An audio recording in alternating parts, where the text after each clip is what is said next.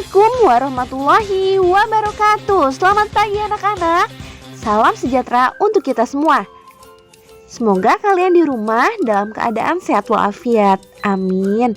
Hari ini kita akan belajar tema 4, sehat itu penting, muatan pelajaran ilmu pengetahuan alam, subtema 2, gangguan kesehatan pada organ peredaran darah. Sebelum belajar, ibu guru akan bertanya, siapa yang berangkat ke sekolah dengan berjalan kaki? Berjalan kaki termasuk olahraga kecil.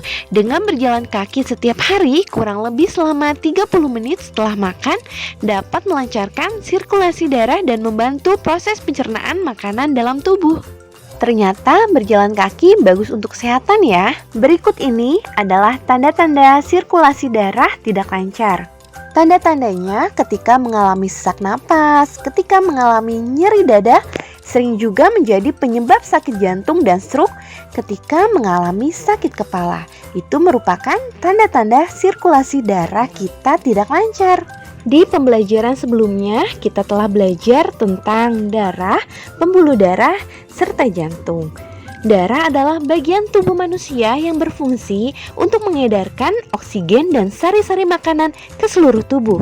Darah merupakan komponen penting di dalam tubuh yang mempengaruhi semua kinerja organ tubuh. Oleh karena itu, organ peredaran darah seperti jantung dan pembuluh darah hendaknya dijaga kesehatannya. Sekarang Bu Guru akan bahas tentang penyebab gangguan pada organ peredaran darah manusia.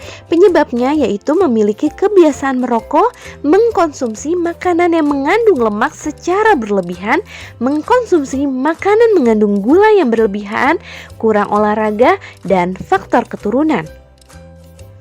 Nah, itulah penyebab gangguan pada organ peredaran darah manusia.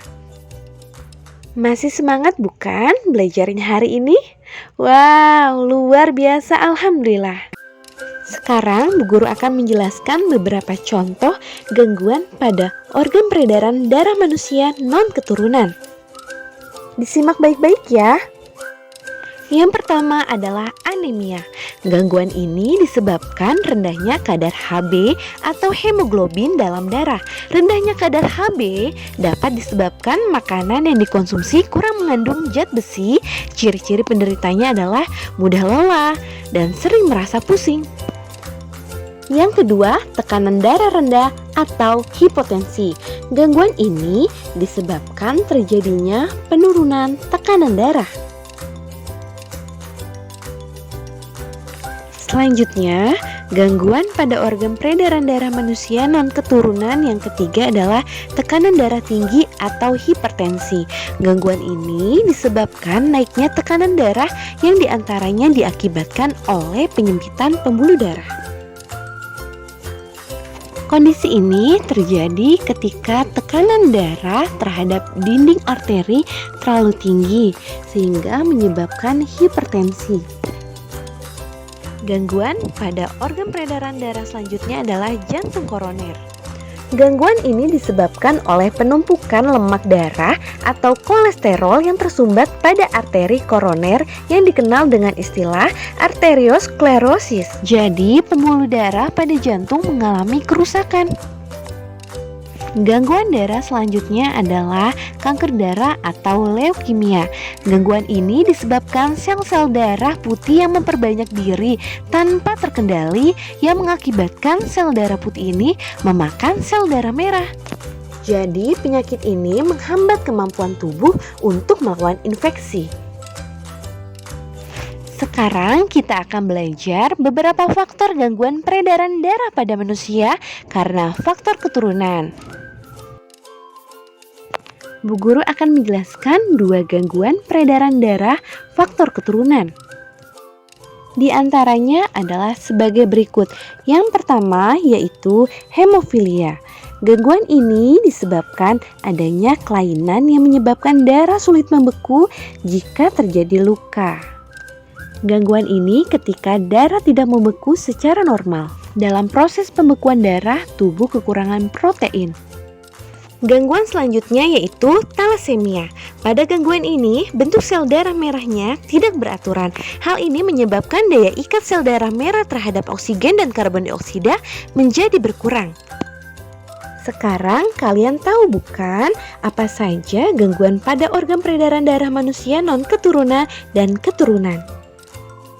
Kepoin yuk usaha-usaha pencegahan terhadap gangguan alat peredaran darah, yaitu dengan menerapkan pola hidup sehat. Apa saja sih menerapkan pola hidup sehat? Yang pertama adalah makan makanan yang bergizi. Penerapan pola hidup sehat selanjutnya yaitu olahraga yang teratur. Yang paling mudah yang bisa kalian lakukan setiap hari selama kurang lebih 30 menit yaitu berjalan kaki. Cara tersebut dapat melancarkan sirkulasi darah dalam tubuh. Kemudian kalian harus menghindari makanan yang berlemak. Penerapan pola hidup sehat selanjutnya yaitu tidur dan istirahat yang cukup. Setelah melakukan ini, pasti kalian akan merasa lebih fresh. Pola hidup sehat selanjutnya adalah tidak merokok dan tidak minum minuman beralkohol. Mari kita terapkan pola hidup sehat seperti ini. Alhamdulillah, tak terasa materi hari ini sudah selesai. Yuk anak-anak, tinggalkan jejak kebaikan di kolom komentar. Tulis kata-kata positif yang memotivasi kamu belajar hari ini.